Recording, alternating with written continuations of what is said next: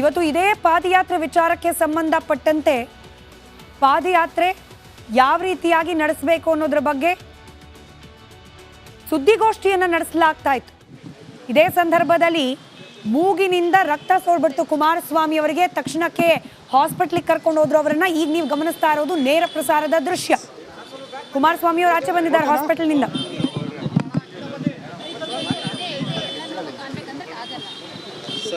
ಯಾರೂ ಆತಂಕಕ್ಕೆ ಒಳಗಾಗಬೇಕಾದಂಥ ಅವಶ್ಯಕತೆ ಇಲ್ಲ. ನಮ್ಮ ಕಾರ್ಯಕರ್ತರಿಗೆ, ವಿಶೇಷವಾಗಿ ಅಭಿಮಾನಿಗಳಿಗೆ ಮನವಿ ಮಾಡ್ತಕ್ಕಂಥದ್ದು, ನಿಮ್ಮಗಳ ಒಂದು ಶುಭ ಹಾರೈಕೆ ನನಗಿರೋವರೆಗೆ, ಭಗವಂತನ ಆಶೀರ್ವಾದ, ನಮ್ಮ ತಂದೆ ತಾಯಂದಿರ ಆಶೀರ್ವಾದ ಇರೋವರೆಗೆ ನನಗೆ ಯಾವುದೇ ರೀತಿಯಲ್ಲಿ ಅಪಾಯ ಒದಗಿ ಬರೋದಿಲ್ಲ. ಈಗಾಗಲೇ ನಾನು 3 ಬಾರಿ ನನ್ನ ವಾಲ್ವ್ ರೀಪ್ಲೇಸ್ಮೆಂಟ್ನ ಆಗಿರ್ತಕ್ಕಂಥದ್ದೇನಿದೆ, ವಾಲ್ವ್ ರೀಪ್ಲೇಸ್ಮೆಂಟಿಗೆ ನಾನು ಒಂದು ಟ್ಯಾಬ್ಲೆಟ್ಸ್ ಏನು ತೊಗೋತೀನಿ, ಬ್ಲಡ್ ಥಿನ್ನರ್ದು ಟ್ಯಾಬ್ಲೆಟಿಗೆ ಎಕೋಸ್ಪ್ರಿನ್ ಅಂತಕ್ಕಂಥದ್ದು. ಆ ಒಂದು ಬ್ಲಡ್ ಥಿನ್ನರ್ನ ತೆಗೆದುಕೊಳ್ತಕ್ಕಂಥದ್ದು ಎಲ್ಲೂ ಬ್ಲಡ್ ಕ್ಲಾಟ್ ಆಗಬಾರ್ದು ಅಂತ ಹೇಳಿ, ಇದು ಒಂದೊಂದು ಬಾರಿ ಟೆನ್ಷನ್ಗಳು ಬಂದಾಗ ಮತ್ತು ರೆಸ್ಟ್ಲೆಸ್ ಆಗಿ ವರ್ಕ್ ಮಾಡಿದಾಗ ಒಂದೊಂದು ಬಾರಿ ಈ ರೀತಿ ಮೂಗಿನಿಂದ ಬ್ಲಡ್ ಸೋರಿಕೆ ಆಗ್ತಕ್ಕಂಥದ್ದೇನಿದೆ, ಅದು ಒಂದು ಸಹಜವಾದಂಥ ಪ್ರಕ್ರಿಯೆಗಳೇ ಇದೆ. ಯಾವುದೇ ರೀತಿ ಸಮಸ್ಯೆಗಳಿಲ್ಲ, ಚೆನ್ನಾಗಿದ್ದೇನೆ, ಯಾರಿಗೂ ಆತಂಕ ಬೇಡ. ಸ್ವಲ್ಪ ಡಾಕ್ಟ್ರುಗಳದು ಒಂದು ಸಲಿಗೆ ನಿಮ್ಮ ಒಂದು ಒತ್ತಡಗಳೇನಿದೆ ಕೆಲಸ ಮಾಡ್ತಕ್ಕಂಥಲ್ಲಿ ಅದನ್ನು ಸ್ವಲ್ಪ ಕಡಿಮೆ ಮಾಡ್ಕೊಳ್ಳಿ ಅಂತಕ್ಕಂಥ ಹೇಳ್ತಾರೆ. ಆದರೆ ನನಗೆ ಸಿಕ್ಕಿರ್ತಕ್ಕಂಥ ಸಮಯ ಏನಿದೆ, ಒಂದೊಂದು ಕ್ಷಣವೂ ನನಗೆ ಇಂಪಾರ್ಟೆಂಟು. ನನಗೆ ಜನಗಳಿಗೆ ಏನಾದರೂ ಒಂದು ಈ ಇಲಾಖೆಯಲ್ಲಿ ಇರ್ತಕ್ಕಂಥ ಸಮಸ್ಯೆಗಳಿರಲಿ, ಕೇಂದ್ರ ಸರ್ಕಾರದಿಂದ ರಾಜ್ಯಕ್ಕೆ ಏನಾದರೂ ಒಂದು ಜನತೆಯ ಒಂದು ವಿಶ್ವಾಸ ಗಳಿಸ್ತಕ್ಕಂಥ ಕೆಲಸ ಮಾಡಬೇಕು ಅಂತಕ್ಕಂಥದ್ದೇನಿದೆ, ಆ ಹಿನ್ನೆಲೆಯಲ್ಲಿ ನಾನು ಸ್ವಲ್ಪ ಹೆಚ್ಚಿನ ಒಂದು ದೇಹಕ್ಕೆ ಶ್ರಮ ಏನು ಕೊಡ್ತೇನೆ. ಅದರಿಂದ ಈ ರೀತಿಯ ಒಂದು ಸಮಸ್ಯೆ ಒಂದು ಟೆಂಪ್ರರಿಯಾಗಿ ಆದಂಥ ಏನಿದೆ, ಏನು ಅಂಥ ಸಮಸ್ಯೆ ಇಲ್ಲ. ಎಲ್ಲ ರೀತಿ ಚಿಕಿತ್ಸೆ ಮಾಡಿದ್ದಾರೆ, ಎಲ್ಲ ನೋಡಿದ್ದಾರೆ, ಏನೂ ಸಮಸ್ಯೆಗಳು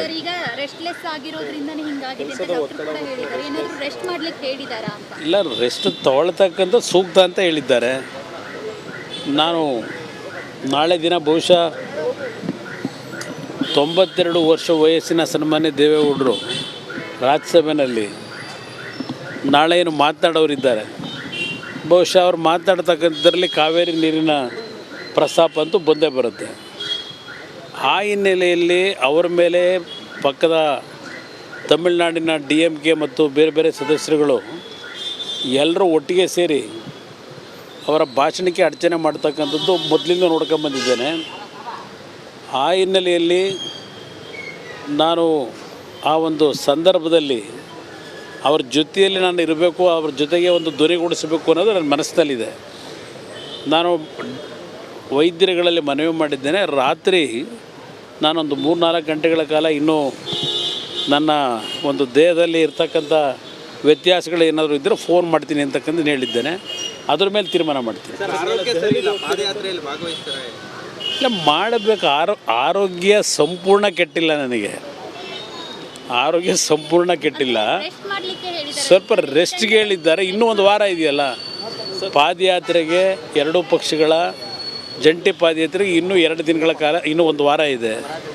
ನಿಖಿಲ್ ಕುಮಾರಸ್ವಾಮಿಯವರು ಈಗ ಪಕ್ಷದ ಸಂಘಟನೆಯಲ್ಲಿ ನಮ್ಮ ಪಕ್ಷದ ಶಾಸಕ ಮಿತ್ರರುಗಳು, ಮಾಜಿ ಶಾಸಕರು ಎಲ್ಲರ ಜೊತೆಗೂಡಿ ನನ್ನ ಅಬ್ಸೆನ್ಸನ್ನು ಫಿಲಪ್ ಮಾಡ್ತಕ್ಕಂಥದ್ರಲ್ಲಿ ಸಂಘಟನೆಗೆ ಅವ್ರೇನು ಹೆಚ್ಚಿನ ಒತ್ತು ಕೊಟ್ಟು ಕೆಲಸ ಮಾಡ್ತಾ ಇದ್ದಾರೆ.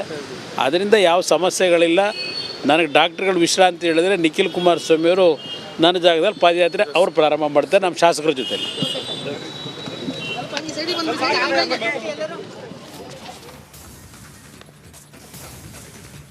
ಆಸ್ಪತ್ರೆಯಿಂದ ಡಿಸ್ಚಾರ್ಜ್ ಆದ ನಂತರ ಕೇಂದ್ರ ಸಚಿವ ಕುಮಾರಸ್ವಾಮಿ ಅವರ ಪ್ರತಿಕ್ರಿಯೆ ಇದು. ತಂದೆ ತಾಯಿ ಭಗವಂತನ ಆಶೀರ್ವಾದದಿಂದ ಆರೋಗ್ಯ ಸ್ಥಿರವಾಗಿದೆ. ಬ್ಲಡ್ ಥಿನ್ನರ್ಸ್ ಇಂದಾಗಿ ವಿಶ್ರಾಂತಿ ಪಡಿಬೇಕು. ಬ್ಲಡ್ ಕ್ಲಾಟ್ ಆಗದೇ ಇರೋ ರೀತಿಯಲ್ಲಿ ನಾನು ಆರೋಗ್ಯವನ್ನು ಕಾಪಾಡಬೇಕು. ಆದರೆ ಒತ್ತಡದ ನಡುವೆ ಅದನ್ನು ನನಗೆ ಸರಿಯಾಗಿ ನಿರ್ವಹಣೆ ಮಾಡಲಿಕ್ಕಾಗಲಿಲ್ಲ. ಹೀಗಾಗಿ ಈ ರೀತಿಯಾಗಿ ಆಗಿದೆ. ಸ್ವಲ್ಪ ರೆಸ್ಟ್ ಮಾಡಿ ಅಂತ ಹೇಳಿದ್ದಾರೆ ಡಾಕ್ಟರ್. ಆರೋಗ್ಯ ಸಂಪೂರ್ಣವಾಗಿ ಏನು ಹದಗೆಟ್ಟಿಲ್ಲ, ಜಾಸ್ತಿ ಒತ್ತಡ ತೆಗೆದುಕೊಳ್ಳದೆ ರೆಸ್ಟ್ ಮಾಡಿ ಅಂತೇಳಿ ಹೇಳಿದ್ದಾರೆ ವೈದ್ಯರು. ಅದನ್ನ ಪಾಲನೆ ಮಾಡೋ ಪ್ರಯತ್ನ ಮಾಡ್ತೇನೆ. ಪಾದಯಾತ್ರೆಗೆ ಇನ್ ಕೇಸ್ ನನಗೆ ಹೋಗ್ಲಿಕ್ಕಾಗದೆ ಹೋದರೂ ಕೂಡ ನಿಖಿಲ್ ಕುಮಾರಸ್ವಾಮಿ ಅವರು JDSನ ಶಾಸಕರನ್ನ ಪಾದಯಾತ್ರೆಯಲ್ಲಿ ಇನ್ವಾಲ್ವ್ ಮಾಡ್ತಾರೆ. ಅವರ ಮುಂದಾಳತ್ವದಲ್ಲಿ ಪಾದಯಾತ್ರೆ ನಡೆಯುತ್ತೆ ಅನ್ನೋದು ಕುಮಾರಸ್ವಾಮಿ ಅವರ ಮಾತು. ನಿಮ್ಮಗಳ ಒಂದು ಶುಭ ಹಾರೈಕೆ ನನಗಿರೋವರೆಗೆ, ಭಗವಂತನ ಆಶೀರ್ವಾದ, ನಮ್ಮ ತಂದೆ ತಾಯಿಂದರ ಆಶೀರ್ವಾದ ಇರೋವರೆಗೆ ನನಗೆ ಯಾವುದೇ ಸದ್ಯಕ್ಕೆ ಲಭ್ಯವಾಗ್ತಿರುವ ಮಾಹಿತಿಯ ಪ್ರಕಾರ ಕುಮಾರಸ್ವಾಮಿ ಅವರ ಆರೋಗ್ಯ ಬಹುತೇಕ ಸ್ಥಿರವಾಗಿದೆ. ಏನಾಗಿತ್ತು, ಯಾವ ಕಾರಣಕ್ಕೆ ಹೀಗಾಯಿತು ಅನ್ನೋದನ್ನ ಕ್ವಿಕ್ಕಾಗಿ ಗಮನಿಸ್ತಾ ಹೋಗೋಣ. ಅದಕ್ಕೆಲ್ಲ ಡೀಟೇಲ್ಸನ್ನು ಕೇಂದ್ರ ಸಚಿವ HD ಕುಮಾರಸ್ವಾಮಿ ಅವರು ಆರೋಗ್ಯ ಸದ್ಯಕ್ಕೆ ಸ್ಥಿರವಾಗಿದೆ, ಕ್ಷೇಮವಾಗಿದ್ದಾರೆ. ಅವರೇ ಈಗಷ್ಟೇ ಮಾತನಾಡಿದ್ದನ್ನು ಕೇಳಿಸ್ಕೊಂಡ್ರಿ. ಹೃದಯ ಶಸ್ತ್ರಚಿಕಿತ್ಸೆ ಆಗಿದೆ, ಆಲ್ರೆಡಿ 3 ಸತಿ ವಾಲ್ವ್ ರೀಪ್ಲೇಸ್ಮೆಂಟ್ ಕೂಡ ಆಗಿದೆ. ಹೀಗಾಗಿ ರಕ್ತ ಹೆಪ್ಪುಗಟ್ಟದಂತೆ ವೈದ್ಯರು ಮಾತ್ರೆಯನ್ನು ಕೊಟ್ಟಿದ್ದಾರೆ. ಬ್ಲಡ್ ಥಿನ್ನರ್ಸ್ ಅದನ್ನು ಕೊಡ್ತಾ ಇರ್ತಾರೆ. ಅದರಿಂದಾಗಿಯೇ ಈಗ ಕೆಲವೊಂದು ಸತಿ ಹೀಗಾಗ್ತಾ ಇರುತ್ತೆ. ಸ್ವಲ್ಪ ಮೂಗ್ನಿಂದ ರಕ್ತ ಸೋರಿದೆ, ವಿಶ್ರಾಂತಿ ಇಲ್ಲದೆ ಓಡಾಟ ಮಾಡ್ತಾ ಇದ್ದೇನೆ, ಹಾಗಾಗೇನೆ ಈ ರೀತಿಯಾಗಿ ಆಗಿದೆ. ಈ ಹಿಂದೆ ಕೂಡ ಲಂಡನ್ಗೆ ಹೋದಾಗ ಇದೇ ರೀತಿ ಮೂಗ್ನಿಂದ ರಕ್ತ ಬಂದಿತ್ತು ಅಂತ ಹೇಳಿ ಕುಮಾರಸ್ವಾಮಿ ಅವರು ಹೇಳಿದ್ದಾರೆ. ರಕ್ತ ಒತ್ತಡದಲ್ಲಿ ಯಾವುದೇ ರೀತಿ ತೊಂದರೆ ಇಲ್ಲ ಅನ್ನೋದು ವೈದ್ಯರು ಹೇಳ್ತಾ ಇರೋದು.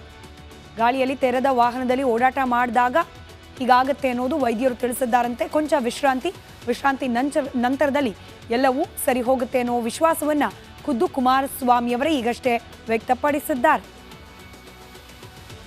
ಮತ್ತೊಂದು ಕಡೆ ವಾಪಸ್ ಬರೋಣ ಪಾದಯಾತ್ರೆ ವಿಚಾರಕ್ಕೆ ಸಂಬಂಧಪಟ್ಟಂತೆ. ಒಂದು ಕಡೆಯಲ್ಲಿ ಕಾಂಗ್ರೆಸ್ ಪಕ್ಷವನ್ನ ಇಕ್ಕಟ್ಟಿಗೆ ಸಿಲುಕಾಕಿಸಬೇಕು ಅಂತ ಹೇಳಿ ಬಿಜೆಪಿ ಪಾಳೆಯ ಪಾದಯಾತ್ರೆಯ ಸಿದ್ಧತೆಯನ್ನ ಮಾಡ್ಕೊಳ್ತಿದೆ. JDS ಪಾಳೆಯ ಕೂಡ ಇದಕ್ಕೆ ಬೇಕಾದ ಸಹಕಾರವನ್ನು ನೀಡಲಿಕ್ಕೆ ಸಿದ್ಧತೆಯನ್ನ ಮಾಡ್ಕೊಳ್ತಿದೆ. ಆದರೆ ವಿರೋಧ ಪಕ್ಷದ ಸ್ಥಾನದಲ್ಲಿರುವ ಬಿಜೆಪಿ ಒಳಗೇನೆ ಪಾದಯಾತ್ರೆ ಬಗ್ಗೆ ಅಪಸ್ವರ, ಅದರಲ್ಲೂ ಬಣ ಬಡಿದಾಟ ಪಾದಯಾತ್ರೆ ವಿಚಾರದಲ್ಲೂ ಕೂಡ ನಡೀತಾ ಇದೆಯಾ ಅನ್ನೋ ಅನುಮಾನ. ಯಾಕಂದ್ರೆ ಒಂದು ಕಡೆ ಮೂಡಾ ಹಗರಣವನ್ನ ಖಂಡಿಸಿ ಬೆಂಗಳೂರಿನಿಂದ ಮೈಸೂರಿಗೆ ಪಾದಯಾತ್ರೆ ಮಾಡಲಿಕ್ಕೆ ಸಿದ್ಧತೆಯನ್ನ ಮಾಡ್ಕೊಳ್ತಿದ್ರೆ ಬಿಜೆಪಿಯದ್ದೇ ಮತ್ತೊಂದು ಬಣ, ನಾವು ಪಾದಯಾತ್ರೆ ಮೈಸೂರಿಗೆ ಮಾಡೋದಿಲ್ಲ, ಬದಲಾಗಿ ನಾವು ವಾಲ್ಮೀಕಿ ನಿಗಮದ ಹಗರಣದ ವಿಚಾರವನ್ನು ಮುಂದಿಟ್ಕೊಂಡು ಪ್ರತ್ಯೇಕವಾದ ಪಾದಯಾತ್ರೆಯನ್ನ ಮಾಡ್ತೀವಿ ಅಂತ ಹೇಳ್ತಿದ್ದಾರಂತೆ. ಬಿಜೆಪಿ ಒಳಗಿನ ಪಾದಯಾತ್ರೆಯ ಬಣ ಬಡಿದಾಟದ ಒಂದು ವರದಿ ಇದೆ, ಗಮನಿಸಿ.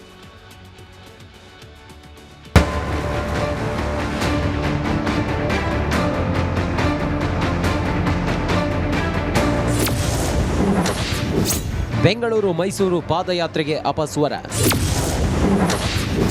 ಬಿಜೆಪಿಗರ ವಿರುದ್ಧವೇ ಸಿಡಿದ ಸಾಹುಕಾರ್. ಬಿಜೆಪಿಯಲ್ಲಿ ಎಲ್ಲವೂ ಮೊದಲಿನಂತಿಲ್ಲ. ಕೇಸರಿ ಪಡೆಯಲ್ಲಿ ಬಣ ಬಡಿದಾಟ ಇಂದು ನಿನ್ನೆಯದ್ದಲ್ಲ. ಈಗ ಪಾದಯಾತ್ರೆ ಪಾಲಿಟಿಕ್ಸ್ನಲ್ಲೂ ಅದೇ ರಿಪೀಟ್ ಆಗ್ತಿದೆ. ಗೂಢ ಹಗರಣದ ಅಸ್ತ್ರ ಹಿಡಿದು ಮೈಸೂರಿಗೆ ಪಾದಯಾತ್ರೆ ನಡೆಸಲು ಬಿಜೆಪಿ ಒಂದು ಬಣ ಅಣಿಯಾಗಿದೆ. ಇದಕ್ಕೆ ಟಕ್ಕರ್ ಕೊಡೋ ರೀತಿಯಲ್ಲಿ ಸಾಹುಕಾರ್ ಅಖಾಡಕ್ಕೆ ಇಳಿದಿದ್ದಾರೆ. ವಾಲ್ಮೀಕಿ ಹಗರಣವನ್ನ ಖಂಡಿಸಿ ಕೂಡಲ ಸಂಗಮದಿಂದ ಬಳ್ಳಾರಿ ತನಕ ಪಾದಯಾತ್ರೆ ನಡೆಸ್ತೀನಿ ಅಂತ ಘೋಷಿಸಿದ್ದಾರೆ. ಮೈಸೂರು ಪಾದಯಾತ್ರೆ ಮಾಡೋದು ನಂದೇನು ಅಭ್ಯಂತರ ಇಲ್ಲ. ಅದಕ್ಕೆ ದೊಡ್ಡ ಹಗರಣ ವಾಲ್ಮೀಕಿ ಹಗರಣ ಮತ್ತು SC/ST ಅನುದಾನವನ್ನು ರಾಜ್ಯ ಸರ್ಕಾರ ಬೇರೆ ಸ್ಕೀಮ್ ಬಳಸಿದ್ದಕ್ಕೆ ಅದಕ್ಕೆ ಹೋರಾಟ ಮಾಡಬೇಕಂತ ಮನವಿ ಮಾಡ್ಕೊತೀನಿ. ಅದನ್ನು ಅತಿ ಶೀಘ್ರದಲ್ಲಿ ಮತ್ತೊಂದು ಬಾರಿ ಹೇಳ್ತಾನೆ, ನಾವು ಕೂಡಲ ಸಂಗಮ ಅಂದರೆ ಬಸವಗೌಡ ಹತ್ತಾಳು, ನಾನು ಮತ್ತು ಕೆಲವು ಇನ್ನೂ ಅನೇಕ ಶಾಸಕರು ಅನೇಕ ದೂರಿನ ಕೂಡಬೇಕು. ನಾವು ಅತಿ ಶೀಘ್ರದಲ್ಲಿ ಭಾರತೀಯ ಜನತಾ ಪಕ್ಷ ಹೈಕಮಾಂಡ್ ಪರ್ಮಿಷನ್ ಕೊಟ್ಟರೆ ನಾವು ಮಾಡಲಿಕ್ಕೆ ತಯಾರಿದೆ. ಇದಿಷ್ಟೇ ಅಲ್ಲ, ಪಾದಯಾತ್ರೆ ನಡೆಸುವ ಬಗ್ಗೆ ಬಿಜೆಪಿ ರಾಜ್ಯಾಧ್ಯಕ್ಷ BY ವಿಜೇಂದ್ರ ಜೊತೆ ಚರ್ಚಿಸಿದ್ರ ಅನ್ನೋ ಪ್ರಶ್ನೆಗೆ ಸಾಹುಕಾರ್ ಗರಂ ಆಗಿ ಉತ್ತರಿಸಿದ್ರು. ಅವರನ್ನ ಕೇಳಲ್ಲ, ಅವರು ಒಪ್ಪಲ್ಲ, ಒಪ್ಪುದು ಇಲ್ಲ ಅಂದ್ರು. ಪಕ್ಷದ ಒಂದು ಶಿಸ್ತು ಸಿಪಾಯಿ ಇರೋದ್ರಿಂದ ಹೈಕಮಾಂಡ್ ನಿರ್ಣಯಕ್ಕೋಸ್ಕರ ವೇಟ್ ಮಾಡ್ತೇವೆ. ಮತ್ತು ರಾಜ್ಯಾಧ್ಯಕ್ಷ ನಾವು ಅವ್ರ ಜೊತೆ ಮಾತಾಡೋದಿಲ್ಲ, ನಾವು ಏನು ಮಾಡೋದು ಹೈಕಮಾಂಡ್ ಮಾತಾಡ್ತೀನಿ. ರಾಜ್ಯಾಧ್ಯಕ್ಷ ಯಾವ ಒಪ್ಪಿಲ್ಲ, ಒಪ್ಪೋದಿಲ್ಲ. Thank you sir. ಏನು ಬಿಜೆಪಿಯಲ್ಲಿನ ಅಪಸ್ವರಕ್ಕೆ ಪುಷ್ಟಿ ನೀಡುವಂತೆ ಶಾಸಕ ಯತ್ನಾಳ್ ತಿರುಗೇಟು ನೀಡಿದ್ರು. ಸಿದ್ದರಾಮಯ್ಯ ಒಬ್ಬರನ್ನೇ ಟಾರ್ಗೆಟ್ ಮಾಡಬೇಡಿ ಅನ್ನೋ ಮೂಲಕ ಸ್ವಪಕ್ಷೀಯರ ವಿರುದ್ಧವೇ ಬೆಂಕಿ ಉಗುಳಿದ್ರು. ಬರೀ ಸಿದ್ದರಾಮಯ್ಯನವ್ರನ್ನ ವಿಧಾನಸಭೆಯಲ್ಲಿ ಅದೇ ಹೇಳಿದೆ, ಸಿದ್ದರಾಮಯ್ಯನವ್ರು ಒಬ್ಬರನ್ನೇ ಟಾರ್ಗೆಟ್ ಮಾಡಬೇಡಿ. ಇವತ್ತು ನಮ್ಮ ವಿಜೇಂದ್ರ ಹೇಳ್ತಾರೆ, ನಾವು ಸಿದ್ದರಾಮಯ್ಯರ ವಿರುದ್ಧ ಹೋರಾಟ ಅಲ್ಲ ಅತ್ತ, ಕಾಂಗ್ರೆಸ್ ವಿರುದ್ಧ ಹೋರಾಟ ಅತ್ತ. ಸಿದ್ದರಾಮಯ್ಯ ಅಂದ್ರೆ ಯಾರೇನು ಬೇರೆ ಅದಾರೇನ್ರಿ? ಅವ್ರೇನು BJP ಅವ್ರದಾರೇನು? ಹಂಗಲ್ಲ, ಸುಮ್ಮನೆ ಇಂಥದ್ದು ಎಲ್ಲೇನೂ ಮಾತಾಡಲೇ ಇಲ್ಲ. ಅಭಿನಂದನೆ ಸಲ್ಲಿಸ್ತಾರೆ. ಇದಕ್ಕೆ ನಾಗೇಂದ್ರನ ರಾಜೀನಾಮೆ ತೊಗೊಂಡಿದ್ದಕ್ಕೆ CBI ಕೊಡ್ರಿ. ಯಾರು ಯಡಿಯೂರಪ್ಪ ಅದಾನೋ, ವಿಜಯೇಂದ್ರ ಅದಾನೋ, ಯಡಿಯೂರಪ್ಪ ಅಕ್ಕನ ಮಕ್ಕಳು ಅದಾರೋ, ರಾಜೀವ್ ಅದಾನೋ, ಮತ್ತು ಯಾರ್ಯಾರು ಅದಾರ ಎಲ್ಲರೂ ಸಿಗ್ಬಿಡ್ತಾರೆ. 4-5 ಸಾವಿರ ಕೋಟಿ ರೂಪಾಯಿ ದೊಡ್ಡ ಹಗರಣ. ಒಟ್ನಲ್ಲಿ ಒಂದು ಕಡೆ ಬಿಜೆಪಿಗೆ ಪಾದಯಾತ್ರೆಯಲ್ಲಿ ಬೆಂಬಲ ನೀಡಿ ಅಂತ ಜೆಡಿಎಸ್ ನಾಯಕರಿಗೆ ಎಚ್ಡಿಕೆ ಸೂಚನೆ ಕೊಡ್ತಿದ್ದಾರೆ. ಇದರ ಮಧ್ಯೆ ಬಿಜೆಪಿಯಲ್ಲೇ ಎಲ್ಲವೂ ಸರಿ ಇಲ್ವಾ ಅನ್ನೋ ಅನುಮಾನ ಹುಟ್ಟಿಕೊಳ್ತಿದೆ. Bureau report, republic Kannada. ಇವತ್ತು ಇದೇ ಪಾದಯಾತ್ರೆ ವಿಚಾರಕ್ಕೆ ಸಂಬಂಧಪಟ್ಟಂತೆ ಪಾದಯಾತ್ರೆ ಯಾವ ರೀತಿಯಾಗಿ ನಡೆಸಬೇಕು ಅನ್ನೋದ್ರ ಬಗ್ಗೆ ಸುದ್ದಿಗೋಷ್ಠಿಯನ್ನು ನಡೆಸಲಾಗ್ತಾ ಇತ್ತು. ಇದೇ ಸಂದರ್ಭದಲ್ಲಿ ಮೂಗಿನಿಂದ ರಕ್ತ ಸೋರ್ಬಿಡ್ತು ಕುಮಾರಸ್ವಾಮಿ ಅವರಿಗೆ. ತಕ್ಷಣಕ್ಕೆ ಹಾಸ್ಪಿಟ್ಲಿಗೆ ಕರ್ಕೊಂಡು ಹೋದ್ರು ಅವರನ್ನ. ಈಗ ನೀವು ಗಮನಿಸ್ತಾ ಇರೋದು ನೇರ ಪ್ರಸಾರದ ದೃಶ್ಯ. ಕುಮಾರಸ್ವಾಮಿ ಅವರು ಆಚೆ ಬಂದಿದ್ದಾರೆ ಹಾಸ್ಪಿಟಲ್ನಿಂದ.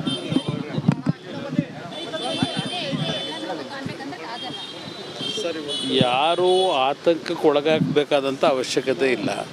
ನಮ್ಮ ಕಾರ್ಯಕರ್ತರಿಗೆ, ವಿಶೇಷವಾಗಿ ಅಭಿಮಾನಿಗಳಿಗೆ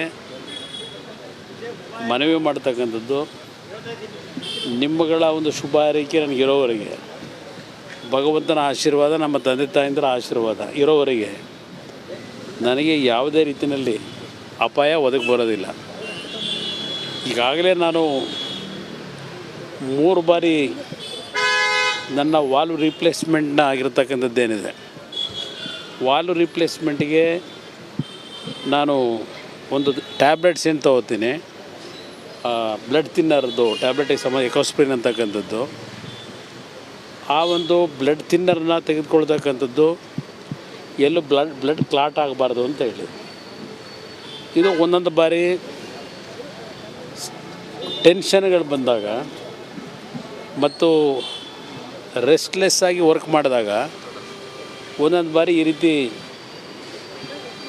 ಮೂಗಿನಿಂದ ಬ್ಲಡ್ ಸೋರಿಕೆ ಆಗ್ತಕ್ಕಂಥದ್ದೇನಿದೆ, ಅದು ಒಂದು ಸಹಜವಾದಂಥ ಪ್ರಕ್ರಿಯೆಗಳೇ ಇದೆ. ಯಾವುದೇ ರೀತಿ ಸಮಸ್ಯೆಗಳಿಲ್ಲ, ಚೆನ್ನಾಗಿದ್ದೇನೆ, ಯಾರಿಗೂ ಆತಂಕ ಬೇಡ. ಸ್ವಲ್ಪ ಡಾಕ್ಟ್ರುಗಳದು ಒಂದು ಸಲಿಗೆ ನಿಮ್ಮ ಒಂದು ಒತ್ತಡಗಳೇನಿದೆ ಕೆಲಸ ಮಾಡ್ತಕ್ಕಂಥಲ್ಲಿ ಅದನ್ನು ಸ್ವಲ್ಪ ಕಡಿಮೆ ಮಾಡ್ಕೊಳ್ಳಿ ಅಂತಕ್ಕಂಥ ಹೇಳ್ತಾರೆ. ಆದರೆ ನನಗೆ ಸಿಕ್ಕಿರ್ತಕ್ಕಂಥ ಸಮಯ ಏನಿದೆ, ಒಂದೊಂದು ಕ್ಷಣವೂ ನನಗೆ ಇಂಪಾರ್ಟೆಂಟು. ನನಗೆ ಜನಗಳಿಗೆ ಏನಾದರೂ ಒಂದು ಈ ಇಲಾಖೆಯಲ್ಲಿ ಇರ್ತಕ್ಕಂಥ ಸಮಸ್ಯೆಗಳಿರಲಿ, ಕೇಂದ್ರ ಸರ್ಕಾರದಿಂದ ರಾಜ್ಯಕ್ಕೆ ಏನಾದರೂ ಒಂದು ಜನತೆಯ ಒಂದು ವಿಶ್ವಾಸ ಗಳಿಸ್ತಕ್ಕಂಥ ಕೆಲಸ ಮಾಡಬೇಕು ಅಂತಕ್ಕಂಥದ್ದೇನಿದೆ, ಆ ಹಿನ್ನೆಲೆಯಲ್ಲಿ ನಾನು ಸ್ವಲ್ಪ ಹೆಚ್ಚಿನ ಒಂದು ದೇಹಕ್ಕೆ ಶ್ರಮ ಏನು ಕೊಡ್ತೇನೆ. ಅದರಿಂದ ಈ ರೀತಿಯ ಒಂದು ಸಮಸ್ಯೆ ಒಂದು ಟೆಂಪ್ರರಿಯಾಗಿ ಆದಂಥ ಏನಿದೆ, ಏನು ಅಂಥ ಸಮಸ್ಯೆಲ್ಲ ಎಲ್ಲ ರೀತಿ ಚಿಕಿತ್ಸೆ ಮಾಡಿದ್ದಾರೆ, ಎಲ್ಲ ನೋಡಿದ್ದಾರೆ, ಏನೂ ಸಮಸ್ಯೆಗಳು. ಈಗ ರೆಸ್ಟ್ಲೆಸ್ ಆಗಿರೋದ್ರಿಂದನೇ ಹಿಂಗಾಗಿದೆ ಅಂತ ಡಾಕ್ಟರ್ ಕೂಡ ಹೇಳಿದ್ದಾರೆ. ಏನಾದರೂ ರೆಸ್ಟ್ ಮಾಡ್ಲಿಕ್ಕೆ ಹೇಳಿದಾರಾ ಅಂತ? ಇಲ್ಲ, ರೆಸ್ಟ್ ತೊಗೊಳ್ತಕ್ಕಂಥ ಸೂಕ್ತ ಅಂತ ಹೇಳಿದ್ದಾರೆ. ನಾನು ನಾಳೆ ದಿನ ಬಹುಶಃ 92 ವರ್ಷ ವಯಸ್ಸಿನ ಸನ್ಮಾನ್ಯ ದೇವೇಗೌಡರು ರಾಜ್ಯಸಭೆಯಲ್ಲಿ ನಾಳೆ ಏನು ಮಾತನಾಡೋರಿದ್ದಾರೆ, ಬಹುಶಃ ಅವ್ರು ಮಾತಾಡ್ತಕ್ಕಂಥದ್ರಲ್ಲಿ ಕಾವೇರಿ ನೀರಿನ ಪ್ರಸ್ತಾಪ ಅಂತೂ ಬಂದೇ ಬರುತ್ತೆ. ಆ ಹಿನ್ನೆಲೆಯಲ್ಲಿ ಅವರ ಮೇಲೆ ಪಕ್ಕದ ತಮಿಳುನಾಡಿನ DMK ಮತ್ತು ಬೇರೆ ಬೇರೆ ಸದಸ್ಯರುಗಳು ಎಲ್ಲರೂ ಒಟ್ಟಿಗೆ ಸೇರಿ ಅವರ ಭಾಷಣಕ್ಕೆ ಅಡಚಣೆ ಮಾಡ್ತಕ್ಕಂಥದ್ದು ಮೊದಲಿಂದ ನೋಡ್ಕೊಂಬಂದಿದ್ದೇನೆ. ಆ ಹಿನ್ನೆಲೆಯಲ್ಲಿ ನಾನು ಆ ಒಂದು ಸಂದರ್ಭದಲ್ಲಿ ಅವ್ರ ಜೊತೆಯಲ್ಲಿ ನಾನು ಇರಬೇಕು, ಅವ್ರ ಜೊತೆಗೆ ಒಂದು ಧ್ವನಿಗೂಡಿಸಬೇಕು ಅನ್ನೋದು ನನ್ನ ಮನಸ್ಸಿನಲ್ಲಿದೆ. ನಾನು ವೈದ್ಯರುಗಳಲ್ಲಿ ಮನವಿ ಮಾಡಿದ್ದೇನೆ, ರಾತ್ರಿ ನಾನೊಂದು 3-4 ಗಂಟೆಗಳ ಕಾಲ ಇನ್ನೂ ನನ್ನ ಒಂದು ದೇಹದಲ್ಲಿ ಇರ್ತಕ್ಕಂಥ ವ್ಯತ್ಯಾಸಗಳು ಏನಾದರೂ ಇದ್ದರೆ ಫೋನ್ ಮಾಡ್ತೀನಿ ಅಂತಕ್ಕಂಥ ಹೇಳಿದ್ದೇನೆ. ಅದ್ರ ಮೇಲೆ ತೀರ್ಮಾನ ಮಾಡ್ತೀನಿ. ಇಲ್ಲ, ಮಾಡಬೇಕು. ಆರೋಗ್ಯ ಸಂಪೂರ್ಣ ಕೆಟ್ಟಿಲ್ಲ, ನನಗೆ ಆರೋಗ್ಯ ಸಂಪೂರ್ಣ ಕೆಟ್ಟಿಲ್ಲ. ಸ್ವಲ್ಪ ರೆಸ್ಟ್ಗೆ ಹೇಳಿದ್ದಾರೆ. ಇನ್ನೂ ಒಂದು ವಾರ ಇದೆಯಲ್ಲ ಪಾದಯಾತ್ರೆಗೆ, 2 ಪಕ್ಷಗಳ ಜಂಟಿ ಪಾದಯಾತ್ರೆಗೆ ಇನ್ನೂ 2 ದಿನಗಳ ಕಾಲ, ಇನ್ನೂ 1 ವಾರ ಇದೆ. ನಿಖಿಲ್ ಕುಮಾರಸ್ವಾಮಿಯವರು ಈಗ ಪಕ್ಷದ ಸಂಘಟನೆಯಲ್ಲಿ ನಮ್ಮ ಪಕ್ಷದ ಶಾಸಕ ಮಿತ್ರರುಗಳು, ಮಾಜಿ ಶಾಸಕರು ಎಲ್ಲರ ಜೊತೆಗೂಡಿ ನನ್ನ ಅಬ್ಸೆನ್ಸನ್ನು ಫಿಲಪ್ ಮಾಡ್ತಕ್ಕಂಥದ್ರಲ್ಲಿ ಸಂಘಟನೆಗೆ ಅವರೇನು ಹೆಚ್ಚಿನ ಒತ್ತು ಕೊಟ್ಟು ಕೆಲಸ ಮಾಡ್ತಾ ಇದ್ದಾರೆ. ಅದರಿಂದ ಯಾವ ಸಮಸ್ಯೆಗಳಿಲ್ಲ. ನನಗೆ ಡಾಕ್ಟ್ರುಗಳು ವಿಶ್ರಾಂತಿ ಹೇಳಿದರೆ ನಿಖಿಲ್ ಕುಮಾರಸ್ವಾಮಿಯವರು ನನ್ನ ಜಾಗದಲ್ಲಿ ಪಾದಯಾತ್ರೆ ಅವ್ರು ಪ್ರಾರಂಭ ಮಾಡ್ತಾರೆ, ನಮ್ಮ ಶಾಸಕರ ಜೊತೆಲಿ.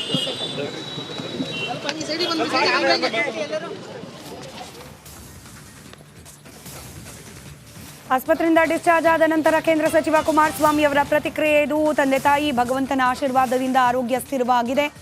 ಬ್ಲಡ್ ಥಿನ್ನರ್ಸ್ ಇಂದಾಗಿ ವಿಶ್ರಾಂತಿ ಪಡಿಬೇಕು, ಬ್ಲಡ್ ಕ್ಲಾಟ್ ಆಗದೇ ಇರೋ ರೀತಿಯಲ್ಲಿ ನಾನು ಆರೋಗ್ಯವನ್ನು ಕಾಪಾಡಬೇಕು. ಆದರೆ ಒತ್ತಡದ ನಡುವೆ ಅದನ್ನು ನನಗೆ ಸರಿಯಾಗಿ ನಿರ್ವಹಣೆ ಮಾಡಲಿಕ್ಕೆ ಆಗಲಿಲ್ಲ, ಹೀಗಾಗಿ ಈ ರೀತಿಯಾಗಿ ಆಗಿದೆ. ಸ್ವಲ್ಪ ರೆಸ್ಟ್ ಮಾಡಿ ಅಂತ ಹೇಳಿದ್ದಾರೆ ಡಾಕ್ಟರ್. ಆರೋಗ್ಯ ಸಂಪೂರ್ಣವಾಗಿ ಏನು ಹದಗೆಟ್ಟಿಲ್ಲ, ಜಾಸ್ತಿ ಒತ್ತಡ ತೆಗೆದುಕೊಳ್ಳದೆ ರೆಸ್ಟ್ ಮಾಡಿ ಅಂತೇಳಿ ಹೇಳಿದ್ದಾರೆ ವೈದ್ಯರು. ಅದನ್ನ ಪಾಲನೆ ಮಾಡೋ ಪ್ರಯತ್ನ ಮಾಡ್ತೇನೆ. ಪಾದಯಾತ್ರೆಗೆ ಇನ್ ಕೇಸ್ ನನಗೆ ಹೋಗ್ಲಿಕ್ಕೆ ಆಗದೆ ಹೋದರೂ ಕೂಡ ನಿಖಿಲ್ ಕುಮಾರಸ್ವಾಮಿ ಅವರು JDSನ ಶಾಸಕರನ್ನ ಪಾದಯಾತ್ರೆಯಲ್ಲಿ ಇನ್ವಾಲ್ವ್ ಮಾಡ್ತಾರೆ. ಅವರ ಮುಂದಾಳತ್ವದಲ್ಲಿ ಪಾದಯಾತ್ರೆ ನಡೆಯುತ್ತೆ ಅನ್ನೋದು ಕುಮಾರಸ್ವಾಮಿ ಅವರ ಮಾತು. ನಿಮ್ಮಗಳ ಒಂದು ಶುಭ ಹಾರೈಕೆ ನನಗಿರೋವರೆಗೆ, ಭಗವಂತನ ಆಶೀರ್ವಾದ, ನಮ್ಮ ತಂದೆ ತಾಯಿಂದರ ಆಶೀರ್ವಾದ ಇರೋವರೆಗೆ ನನಗೆ ಯಾವುದೇ ಸೊ ಸದ್ಯಕ್ಕೆ ಲಭ್ಯವಾಗ್ತಿರುವ ಮಾಹಿತಿಯ ಪ್ರಕಾರ ಕುಮಾರಸ್ವಾಮಿ ಅವರ ಆರೋಗ್ಯ ಬಹುತೇಕ ಸ್ಥಿರವಾಗಿದೆ. ಏನಾಗಿತ್ತು, ಯಾವ ಕಾರಣಕ್ಕೆ ಹೀಗಾಯಿತು ಅನ್ನೋದನ್ನ ಕ್ವಿಕ್ಕಾಗಿ ಗಮನಿಸ್ತಾ ಹೋಗೋಣ. ಅದಕ್ಕೆಲ್ಲ ಡೀಟೇಲ್ಸನ್ನು ಕೇಂದ್ರ ಸಚಿವ HD ಕುಮಾರಸ್ವಾಮಿ ಅವರು ಆರೋಗ್ಯ ಸದ್ಯಕ್ಕೆ ಸ್ಥಿರವಾಗಿದೆ, ಕ್ಷೇಮವಾಗಿದ್ದಾರೆ. ಅವರೇ ಈಗಷ್ಟೇ ಮಾತನಾಡಿದ್ದನ್ನು ಕೇಳಿಸ್ಕೊಂಡ್ರಿ. ಹೃದಯ ಶಸ್ತ್ರಚಿಕಿತ್ಸೆ ಆಗಿದೆ, ಆಲ್ರೆಡಿ 3 ಸತಿ ವಾಲ್ವ್ ರೀಪ್ಲೇಸ್ಮೆಂಟ್ ಕೂಡ ಆಗಿದೆ. ಹೀಗಾಗಿ ರಕ್ತ ಹೆಪ್ಪುಗಟ್ಟದಂತೆ ವೈದ್ಯರು ಮಾತ್ರೆಯನ್ನು ಕೊಟ್ಟಿದ್ದಾರೆ. ಬ್ಲಡ್ ಥಿನ್ನರ್ಸ್ ಅದನ್ನು ಕೊಡ್ತಾ ಇರ್ತಾರೆ. ಅದರಿಂದಾಗಿಯೇ ಈಗ ಕೆಲವೊಂದು ಸತಿ ಹೀಗಾಗ್ತಾ ಇರುತ್ತೆ. ಸ್ವಲ್ಪ ಮೂಗ್ನಿಂದ ರಕ್ತ ಸೋರಿದೆ, ವಿಶ್ರಾಂತಿ ಇಲ್ಲದೆ ಓಡಾಟ ಮಾಡ್ತಾ ಇದ್ದೇನೆ, ಹಾಗಾಗೇನೆ ಈ ರೀತಿಯಾಗಿ ಆಗಿದೆ. ಈ ಹಿಂದೆ ಕೂಡ ಲಂಡನ್ಗೆ ಹೋದಾಗ ಇದೇ ರೀತಿ ಮೂಗ್ನಿಂದ ರಕ್ತ ಬಂದಿತ್ತು ಅಂತ ಹೇಳಿ ಕುಮಾರಸ್ವಾಮಿ ಅವರು ಹೇಳಿದ್ದಾರೆ. ರಕ್ತ ಒತ್ತಡದಲ್ಲಿ ಯಾವುದೇ ರೀತಿ ತೊಂದರೆ ಇಲ್ಲ ಅನ್ನೋದು ವೈದ್ಯರು ಹೇಳ್ತಾ ಇರೋದು. ಗಾಳಿಯಲ್ಲಿ ತೆರೆದ ವಾಹನದಲ್ಲಿ ಓಡಾಟ ಮಾಡಿದಾಗ ಹೀಗಾಗತ್ತೆ ಅನ್ನೋದು ವೈದ್ಯರು ತಿಳಿಸಿದ್ದಾರಂತೆ. ಕೊಂಚ ವಿಶ್ರಾಂತಿ ನಂತರದಲ್ಲಿ ಎಲ್ಲವೂ ಸರಿ ಹೋಗುತ್ತೆ ಅನ್ನೋ ವಿಶ್ವಾಸವನ್ನು ಖುದ್ದು ಕುಮಾರಸ್ವಾಮಿಯವರೇ ಈಗಷ್ಟೇ ವ್ಯಕ್ತಪಡಿಸಿದ್ದಾರೆ.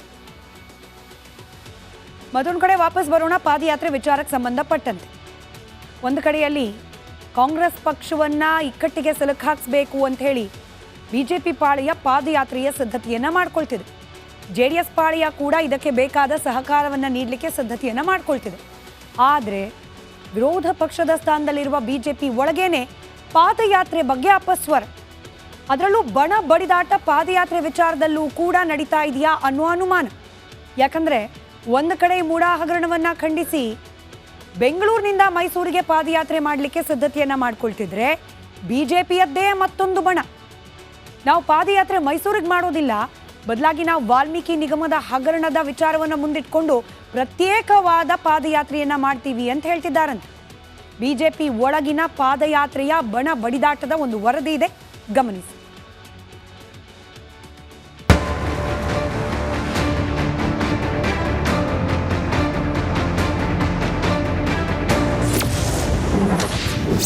ಬೆಂಗಳೂರು ಮೈಸೂರು ಪಾದಯಾತ್ರೆಗೆ ಅಪಸ್ವರ.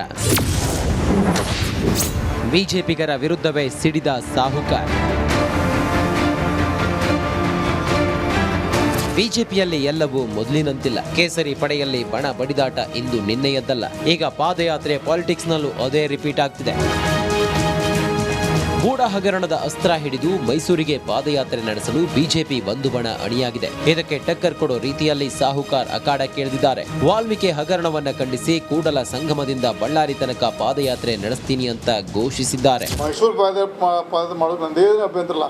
ಅದಕ್ಕೆ ದೊಡ್ಡ ಹಗರಣ, ವಾಲ್ಮೀಕಿ ಹಗರಣ ಮತ್ತು SC/ST ಅನುದಾನವನ್ನು ರಾಜ್ಯ ಸರ್ಕಾರ ಬೇರೆ ಸ್ಕೀಮ್ ಬಳಸಿದ್ದಕ್ಕೆ ಅದಕ್ಕೆ ಹೋರಾಟ ಮಾಡಬೇಕಂತ ಮನವಿ ಮಾಡ್ಕೊತೀನಿ. ಅದನ್ನು ಅತಿ ಶೀಘ್ರದಲ್ಲಿ ಮತ್ತೊಂದು ಬಾರಿ ಹೇಳ್ತಾನೆ. ನಾವು ಕೂಡಲ ಸಂಗಮ ಅಂದರೆ ಬಸವಗೌಡ 14 ನಾನು ಮತ್ತು ಕೆಲವು ಇನ್ನೂ ಅನೇಕ ಶಾಸಕರು ಅನೇಕ ದೂರಿನ ಕೂಡಬೇಕು. ನಾವು ಅತಿ ಶೀಘ್ರದಲ್ಲಿ ಭಾರತೀಯ ಜನತಾ ಪಕ್ಷ ಹೈಕಮಾಂಡ್ ಪರ್ಮಿಷನ್ ಕೊಟ್ಟರೆ ನಾವು ಮಾಡಲಿಕ್ಕೆ ತಯಾರಿದೆ. ಇದಿಷ್ಟೇ ಅಲ್ಲ, ಪಾದಯಾತ್ರೆ ನಡೆಸುವ ಬಗ್ಗೆ ಬಿಜೆಪಿ ರಾಜ್ಯಾಧ್ಯಕ್ಷ BY ವಿಜೇಂದ್ರ ಜೊತೆ ಚರ್ಚಿಸಿದ್ರ ಅನ್ನೋ ಪ್ರಶ್ನೆಗೆ ಸಾಹುಕಾರ್ ಗರಂ ಆಗಿ ಉತ್ತರಿಸಿದ್ರು. ಅವರನ್ನ ಕೇಳಲ್ಲ, ಅವರು ಒಪ್ಪಲ್ಲ, ಒಪ್ಪುದು ಇಲ್ಲ ಅಂದ್ರು. ಪಕ್ಷದ ಒಂದು ಶಿಸ್ತು ಸಿಪಾಯಿ ಇರೋದ್ರಿಂದ ಹೈಕಮಾಂಡ್ ನಿರ್ಣಯ ವೇಟ್ ಮಾಡ್ತೇವೆ. ಮತ್ತು ರಾಜ್ಯಾಧ್ಯಕ್ಷ ನಾವು ಅವ್ರ ಜೊತೆ ಮಾತಾಡೋದಿಲ್ಲ. ನಾವು ಏನು ಹೈಕಮಾಂಡ್ ಮಾತಾಡ್ತೀವಿ. ರಾಜ್ಯಾಧ್ಯಕ್ಷ ಯಾವ ಒಪ್ಪಿಲ್ಲ, ಒಪ್ಪೋದಿಲ್ಲ. Thank you sir. ಏನು ಬಿಜೆಪಿಯಲ್ಲಿನ ಅಪಸ್ವರಕ್ಕೆ ಪುಷ್ಟಿ ನೀಡುವಂತೆ ಶಾಸಕ ಯತ್ನಾಳ್ ತಿರುಗೇಟು ನೀಡಿದ್ರು. ಸಿದ್ದರಾಮಯ್ಯ ಒಬ್ಬರನ್ನೇ ಟಾರ್ಗೆಟ್ ಮಾಡಬೇಡಿ ಅನ್ನೋ ಮೂಲಕ ಸ್ವಪಕ್ಷೀಯರ ವಿರುದ್ಧವೇ ಬೆಂಕಿ ಉಗುಳಿದ್ರು. ಬರೀ ಸಿದ್ದರಾಮಯ್ಯನವ್ರನ್ನ ವಿಧಾನಸಭೆಯಲ್ಲಿ ಅದೇ ಹೇಳಿದೆ, ಸಿದ್ದರಾಮಯ್ಯನವ್ರು ಒಬ್ಬರನ್ನೇ ಟಾರ್ಗೆಟ್ ಮಾಡಬೇಡಿ.